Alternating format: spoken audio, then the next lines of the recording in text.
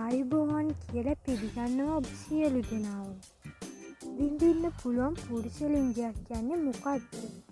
ලිංගය කුඩායිද? මානසිකව පසුතැවෙනවද? ඉතින් අපි මේ ගැන මව්පදවිය සෙක්ස් එඩියුකේෂන් තුලින් කතා කරන්න හිතුවා. ඉතින් ඊට කලින් මට ඔයාලට කියන්න තියෙන්නේ තාමත් මගේ YouTube channel එක subscribe කරලා නැත්නම් පහළ තියෙන රතු පාට බටන් එක ක්ලික් කරලා අපිත් එක්ක එකතු වෙන්න කියලා. ඒ විතරක් නෙමෙයි, අපි දාන අලුත්ම වීඩියෝ ඔයාලට ඉක්මනින් බලා ගන්න එහා පැත්තේ තියෙන bell icon එකත් ක්ලික් කරන්න. මේ වීඩියෝ එක බලන හැමෝම වැඩිහිටියෝ කියලා හිතුවොත් අපි හැමෝම සෙක්ස් ගැන දන්නවනේ. වයසින් මුකුරා ගිහින් ඉන්න ගොඩක් දෙනෙක් සෙක්ස් කරලත් ඇතිනේ. ඒ වගේ මේ හැමෝන්ටම තමන්ගේ ලිංගේන්ද්‍රයන් ගැනත් අදහසකුත් ඇතිනේ.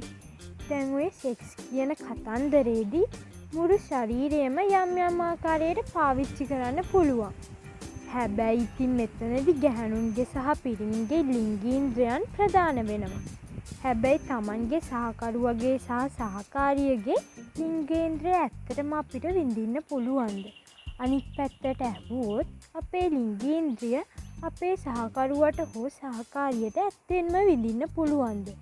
ඔතනදී කාන්තා පාර්ශවයේ ලිංගේන්ද්‍රයන් ගැන අපි මව්පදේ YouTube channel එකෙන් ඉදිරියට කතා කරන්න බලාපොරොත්තු වෙනවා. එතකොට දැන් කතා කරන්න යන්නේ පුරුෂ පාර්ශවයේ ලිංගේන්ද්‍රය ගැන. ඒ කියන්නේ පුරුෂ පාර්ශවයට තමන්ගේ පුරුෂ ලිංගය තම සහකාරියට හෝ සහකරුවට විඳින්න පුළුවන් එකක් විදියට පවත්වාගෙන යන්න උදව් වෙන ටිප්ස් කිහිපයක් ගැන. ඉතින් පළවෙනි එක තමයි සයිස් එක නෙමෙයි වැදගත් වෙන්නේ.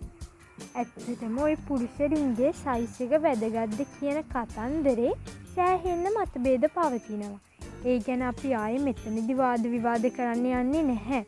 හැබැයි මේ විඳින්න පුළුවන් පුරුෂ ලිංගයක් පවත්වා ගන්න කියපු ගමන්ම ගොඩක් දෙනෙක් ලිංගය විශාල කරන හොර බෙහෙත් වෙද්දු පස්සේ යන හින්දා තමයි මේ පොයින්ට් එකත් ගත්තේ. පුරුෂ ලිංගයක සයිස් එකේ සමහර වෙලාවට සහකරුවට හෝ සහකාරියට විෂුවල් මෙව් එකක් තියෙන්න පුළුවන්. හැබැයි ඇත්තටම රහස තියෙන්නේ ඒක පාවිච්චි කරන විදිහ සහ Tamanගේ ස්ටැමිනා එකේ තමයි. අනේ නිසා ඔය සයිස් එක ගැන වද වෙන්න යන්න එපා. Tamanට අසාමාන්‍ය විදිහේ කුඩා පුරුෂයෙක් නැත්නම්. ඊළඟ දේ තමයි පිරිසිදුකම. මේක ඉතින් අමුතෙන් කියන්න ඕන දෙයක් නෙමෙයිනේ. විශේෂයෙන්ම යෝනි මාර්ගය වගේ පුරුෂ ලිංගයට ඔටෝ ක්ලීන් හැකියාවක් නැහැ. අනේ නිසා තමයි නිතිපතා පුරුෂ ලිංගය පිරිසිදුව තියාගන්න එක වැදගත් වෙන්නේ. දිනපතා නාන එක, ඇඟ හොදන එක ගැන අමුතෙන් කියන්න ඕන නෑනේ. ඒ වගේම දිනපතා පුරුෂ ලිංගයත් හොඳින් පිරිසිදු කරගන්න එක වැදගත්. විශේෂයෙන්ම වතුර වැටෙන සීමාව විතරක් නෙවෙයි. තමන්ගේ වෘෂණ කෝෂ සහ ඒ යටත් කලවාශ්‍රිත ප්‍රදේශයත් පුරුෂ ලිංගයේ ඇතුළතත් හොඳින් සෝදා ගන්න ඕනේ. විශේෂයෙන් පෙරසම පසුපසට කරලා හොඳින් පිරිසිදු කරගන්න එක ගොඩක් වැදගත්.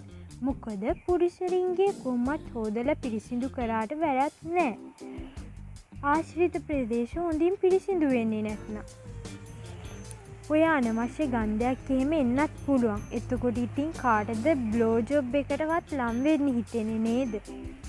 ඉතින් තුන්වෙනි කාරණේ තමයි ඔයාලගේ බර අඩු කරගන්න ඕනේ කියන එක. මේකත් නිකන් කෙනෙකුට බැලූ බැල්මට විහිළුවක් වගේ පේන්න පුළුවන් දෙයක්. හැබැයි ඇත්තම කතන්දරේ තියෙන කාරණාව තමයි දැන් නිකමට හිතලා බලන්න තඩි බඩක් තියෙන මිනිස්සෙක්ගේ පුරුෂ ලිංගය හරියට පේනවවත්ද කියලා. මේක බොඩි ෂේමින් නෙමෙයි, ප්‍රායෝගික කාරණාවක්. එතනදී පුරුෂ ලිංගයේ විෂුවලි තියෙන මෙව්ව එක නැති වෙලා යනවා වගේම ප්‍රායෝගිකව පුරුෂ ලිංගය භාවිතා කරනකොටත් ප්‍රශ්න එනවා. අනේ නිසා නිරන්තරයෙන්ම ව්‍යායාමවල යෙදීම විඳින්න පුළුවන් පුරුෂ ලිංගයක් පවත්වා ගන්න වැදගත් වෙනවා. බඩ විතරක් නෙමෙයි, පොදුවේ තරබාරු වීම පුරුෂ ලිංගයේ ප්‍රාණවත් වීමටත් බලපවත්වනවා. අනේ නිසා ඔය කියපු නිරන්තර එක්සයිස් කිරීම සහ හොඳ ෆිට් ඇඟක් තියා ගැනීම වටිනවා. ඊළඟ කාරණේ තමයි කන බොන දේවල්. මේක ඇත්තටම පුරුෂ ලිංගයට දෙආකාරව බලපවත්වන කාරණයක්. එකක් තමයි තමන් කනබොන දේවල් වලින් තමන් කෙතරම් නිරෝගීද කියන එක තීරණය වීම. උදාහරණයක් විදියට ගත්තොත් දියවැඩියා වගේ රෝග තත්ත්වයන් වගේම ඕනවට වඩා කරන නරක පුරුදු නිසාත් ලිංගික අප්‍රාණිකත්වය ඇතිවෙනවා කියලා ඔය වෛද්‍යවරු කියනවා. එතකොට අධික දුම්පානය නිසාත් ලිංගික අප්‍රාණිකත්වය ඇතිවෙනවා කියලා කියනවා. ආන්න එතකොට මූලිකව තමන්ගේ ශරීර සෞඛ්‍ය අනතුරේ හෙලන්නේ නැති මනා සමබර ආහාර වේලක් ගැනීම වැදගත් වෙනවා. එතකොට ඔය ඇල්කොහොල් එහෙම අධිතර විදියට පාවිච්චි කළාට පස්සේ දවසේ තමන්ගේ සහකරුව හෝ සහකාරිය අපිත් එක්ක සෙක්ස් කරන්න ඇවිත් පුරුෂරින්ගේ රහ බැලුවට පස්සේ වෙනස් රසයක් දැනෙනවා කිව්වොත් පුදුමයට පත් වෙන්න එපා. ඒ නිසා තමයි අපි කියන්නේ හැම දෙයක්ම ගානෙට මුලින්මට පාවිච්චි කරන්න කියලා. ඊළඟ කාරණය තමයි ට්‍රිම් හෝ ෂේව් කරනවද කියන එක. මේක පුද්ගලයාගෙන් පුද්ගලයාට වෙනස් වන කාරණයක්. ඇත්තටම මේක පදනම් වෙන්නේ අපේ කැමැත්ත මතම නෙමෙයි. අපේ සහකරුවගේ හෝ සහකාරියගේ කැමැත්ත මත. කොටින්ම කියනවා නම් සහකරුව හෝ සහකාරිය අපේ පුරුෂරින්ගයාවට සහ වෘෂණ කෝෂාවට කැලෑව වැවිලා තියෙනවට අකමැතිනම් ඒක අපට ෂේව් කරන්න වෙනවා. හැබැයි අපි හිතමු එහෙම විශේෂයෙන්ම පුරුෂරින්ගයාවට සහ වෘෂණ කෝෂාවට රෝම තියෙන එක අවුලක් කරගන්නේ නැති කෙනෙක් කියලා. ඒත් නිකම්ම පිළිවෙලට කැලෑව වගේ වැවිලා තියෙනකොට ඕකේ කිසිම ලස්සනක් නැහැනේ. ආන්න ඒ නිසා කරුණා කරලා ගානෙට ට්‍රීම් කරගන්න. ඇත්තටම මේ ලිංගාශ්‍රිත ප්‍රදේශ ෂේව් කරන එකේ කොරටම ෂේව් කරන එකේ තව වාසියක් තියෙනවා. ඒ තමයි මේ රෝම නිසා අප්‍රසන්න ගන්ධයක් වහනය වෙන්නේ ඉඩකඩ වැඩිවීම.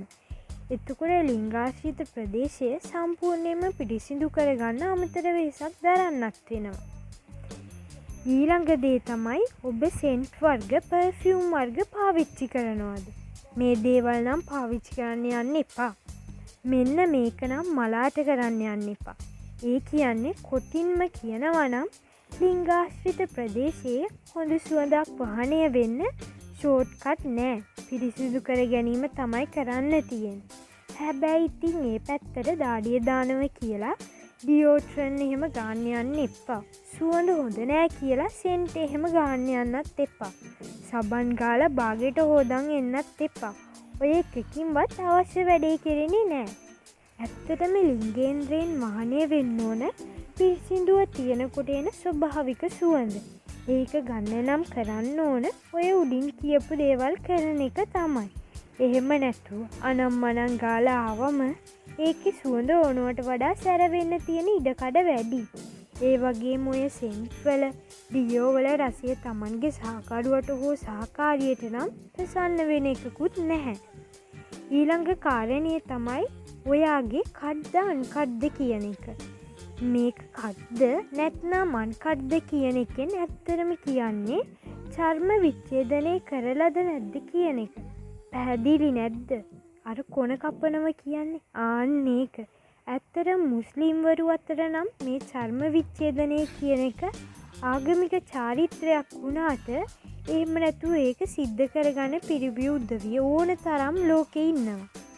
හැබැයි ඇත්තටම ඔය කඩ්ද අන්කඩ්ද කියන එක ගැන තියෙන සමහර දේවල් නම් මිත්‍යා මත. උදාහරණයක් විදියට ගත්තොත් චර්ම විච්ඡේදනය කළා කියලා ලිංගය ලොකු වෙන්නේ නෑ. අනික බොහොමයක් පිරිමි උදවියගේ ලිංගය ප්‍රාණවත් වෙනකොට පෙරසම කොහොමත් පස්සට යන නිසා පෙනුමට ඕකෙන් වෙන විශේෂයකුත් නෑ. ඉතින් අදට අපි ඔයාලගෙන් සමුගන්නවා. මේ ගැන මොනවා හරි ප්‍රශ්නයක් තියෙනවා නම් පහලින් කමෙන්ට් කරන්නත් අමතක කරන්න එපා. ඒ වගේම තමයි අපේ YouTube channel එකත් subscribe කරලා නැත්නම් පහළ තියෙන රතු පාට බටන් එක ක්ලික් කරලා අපිත් එක්ක එකතු වෙන්න. ඔබ සැමට සුබ දවසක්.